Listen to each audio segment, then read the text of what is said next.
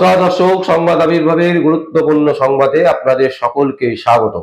আমরা প্রত্যেক দিনের মতন আজকেও একটি বিশেষ এবং গুরুত্বপূর্ণ সংবাদ আপনাদের সামনে তুলে ধরব।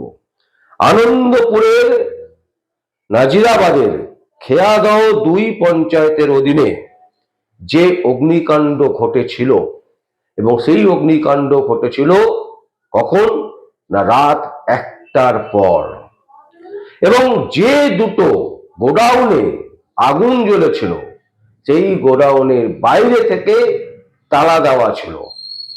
এখন প্রশ্ন অনেকগুলো, উত্তর কি শাসক দিতে পারবেন? এই প্রশ্নই নিয়েই আমরা আজকের এই প্রতিবেদন শুরু করছি।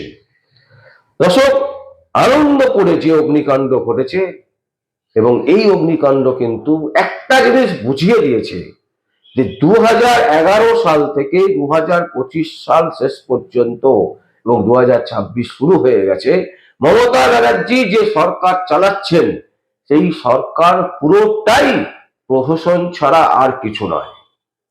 শুধুমাত্র মুখের বুলি এরা আওড়ান, বড় বড় লেকচার মারেন, বড় বড় কথা বলেন, বিভিন্ন মঞ্চে গিয়ে বিরোধীদেরকে শাসান, বিরোধীদেরকে নানান রকমের কটূক্তি করেন, কিন্তু নিজের প্রতি যে আস্থা, নিজের প্রতি যে নিজের যে কাজ, যে আমাকে এই কাজটা করতে হবে, সেই কাজের প্রতি কিন্তু কোনো মনোযোগ নেই এবং কোনো রকম তারা কাজ করতে ব্যর্থ। তারা কাজই করে না, শুধুমাত্র বসে বসে গুটোকুচলি করেন। আর কিভাবে টাকা ইনকাম করতে হবে, কোথা থেকে টাকা মারা যাবে, কাকে চিটিংবাজি করে টাকা আনা যাবে, কোন দপ্তর থেকে টাকা আনা যাবে, কোন দপ্তরে টাকা চেপে দেওয়া যাবে, এই সমস্ত নিয়েই কিন্তু সারা দিন পশ্চিমবঙ্গের মুখ্যমন্ত্রী এবং তার যে দল, সেই দল চলছে। কারণ একটা এত বড় অগ্নিকাণ্ড ঘটেছে, সেই অগ্নিকাণ্ডে কতজন মারা গেছে, কতজন নিখোঁজ, তার স্পষ্ট হিসেব এখনো পর্যন্ত দিতে পারেনি। এই অগ্নিকাণ্ড নিয়ে বেশ কয়েকটি প্রশ্ন উঠছে। প্রথম প্রশ্ন যেটা, সেটা হচ্ছে যে জলাশয় বুঝিয়ে কিভাবে সেখানে গোডাউন তৈরি হলো। যদিও সুজিত বসু এবং বিভিন্ন যে নেতা নেত্রীরা আছেন তাদের দয়ায় বিভিন্ন জায়গায় জলাশয় বুঝিয়ে, পুকুর বুঝিয়ে বিল্ডিং হচ্ছে, ইললিগাল কনস্ট্রাকশন হচ্ছে, এটা পশ্চিমবঙ্গের প্রত্যেকটা কোনায় কোনায় হচ্ছে। যেহেতু আগুন লেগেছে সেই জন্য সুজিত বসুকে ধরা হবে, কারণ যেহেতু সুজিত বসু হচ্ছে আমাদের দমকল মন্ত্রী, তাই সুজিত বসুকে উত্তরটা দিতে হবে। অথচ তিনি উত্তর দিতে নারাজ। তিনি বলছেন এটা আমার দেখার দায়িত্ব নয়, কাগজপত্র কি আছে না আছে সেটা আমি দেখবো না। তাহলে কে দেখবে? কে দেখবে? বিদ্যুৎ মন্ত্রী বলছে বিদ্যুৎ তো আমি কানেকশন দেবো যখন সব কাজ কমপ্লিট হয়ে যাবে, এনওসি পাবে, তাহলে আমি কি করে দেবো? তারপরে হচ্ছে ফিরহাদ হাকিম, তিনি বলছেন কি? তিনি বলছেন এটা তো পঞ্চায়েত এলাকার মধ্যে পড়ছে, এটা তো আমার মধ্যে পড়ছে না, তবুও আমি এসে দেখতে এসেছি যে কি পরিস্থিতি দাঁড়িয়েছে, এবং আমি চেষ্টা করব দপ্তরকে, বিভিন্ন দপ্তরকে বলে যাতে কাজটা যাতে ঠিকঠাক করে হয়।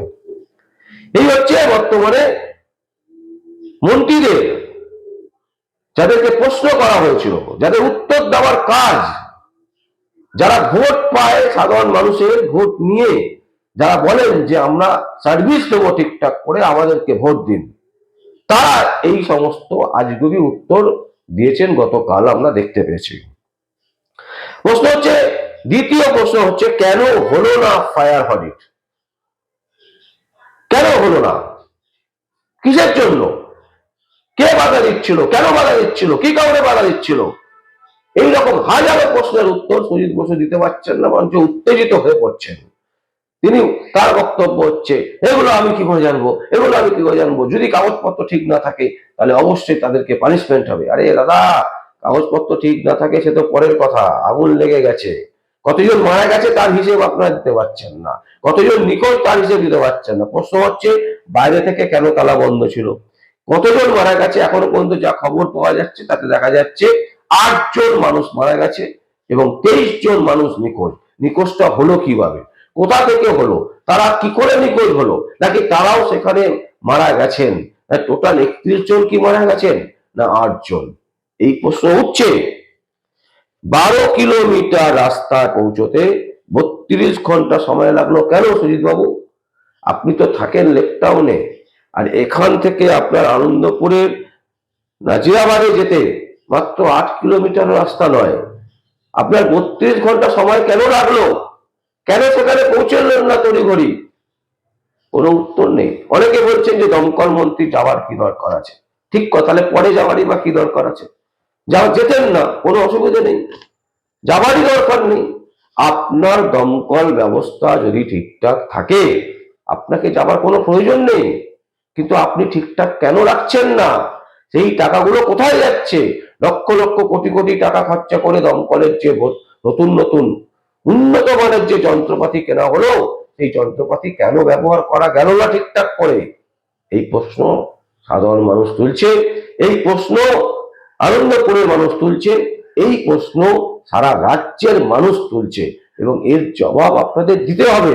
আর যদি আপনারা দিতে না পারেন, তাহলে 2026 এপ্রিলের যে ভোট, সেই ভোটে কিন্তু যখন রেজাল্ট আসবে, আপনাদের কিন্তু রাজ্যের মানুষ টাকা করে দেবে। বলছে আপনারা প্রশ্ন করলে উত্তর দিতে পারেন না, কেন আপনাদের রাখবো? যে প্রশ্নের উত্তর আপনারা দিতেই পারেন না, তাহলে কেন আপনাদেরকে আমরা রাখবো? এই প্রশ্ন সাধারণ মানুষ করছে। আগুন লাগার প্রকৃত কারণ এখনো পর্যন্ত দমকল দপ্তর থেকে কোনো রকমের বক্তব্য বলা হয়নি বা কোনো প্রেস বিবৃতি দেওয়া হয়নি।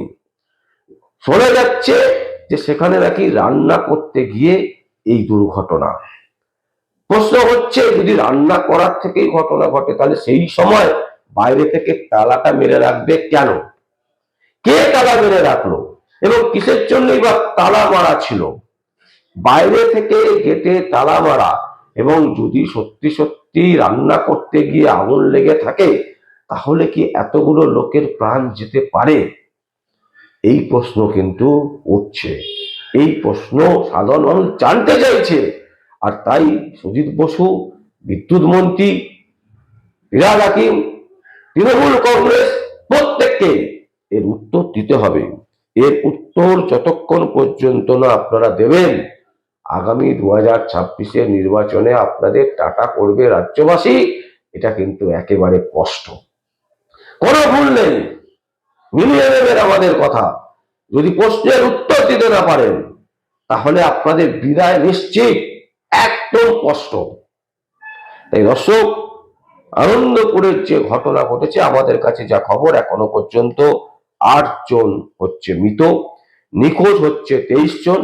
যদিও সম্পূর্ণটাই এটা হচ্ছে প্রাইভেটলি জানা গেছে, এখনো পর্যন্ত সরকার কোনো সিলমোহর দেয়নি, সরকারের কাছ থেকে কোনো রকমের তথ্য আসেনি।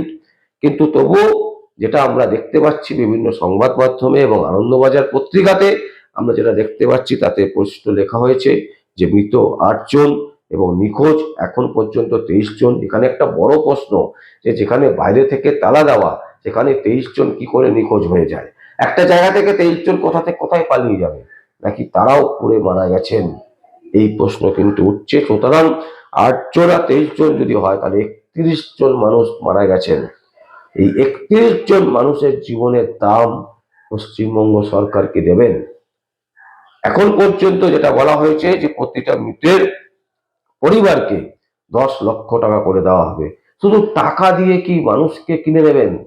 টাকা দিয়ে মানুষের যে যন্ত্রণা, মানুষের যে বেদনা, সেটাকে কিনে নেবেন, কিন্তু কোনো কাজ করব না। রাজ্যবাসীর ঢালাও ভোট দিয়েছিলেন আপনাদের বিশ্বাস করে, অথচ সেই বিশ্বাসে আপনারা মর্যাদা রাখলেন না। শুধু তাই নয়, পেছন থেকে ছুরি মারলেন রাজ্যবাসীদের উপর। এই ধরনের যে আঘাত, এই আঘাত কিন্তু বাংলার মানুষ আর সহ্য করবে না, বাংলার মানুষ আর মেনে নেবে না। দর্শক, আমরা আজকে চেষ্টা করলাম আপনাদের সামনে যে পুরো বিষয়টা, পুরো ঘটনাটা কি ঘটেছে এবং এই ঘটনায় কি কি প্রশ্ন উঠে এসছে এবং এর উত্তর এখনো পর্যন্ত সুজিত বসুরা যে দেননি, সেটাও আমরা আপনাদের সামনে তুলে ধরলাম। এবার আপনাদের যদি কোনো বক্তব্য থাকে, কোনো প্রশ্ন থাকে, অবশ্যই আপনারা কমেন্ট বক্সে কমেন্ট করবেন, এবং এই পুরো সংবাদে আপনাদের যদি কোনো বক্তব্য থাকে, সেটাও আপনারা কমেন্ট বক্সে কমেন্ট করবেন। আর দেখতে থাকুন পরবর্তী সংবাদ, সংবাদ আবির্ভাবে। আমার নাম বিশ্বজিৎ পাল, সংবাদ আবির্ভাবের জন্য।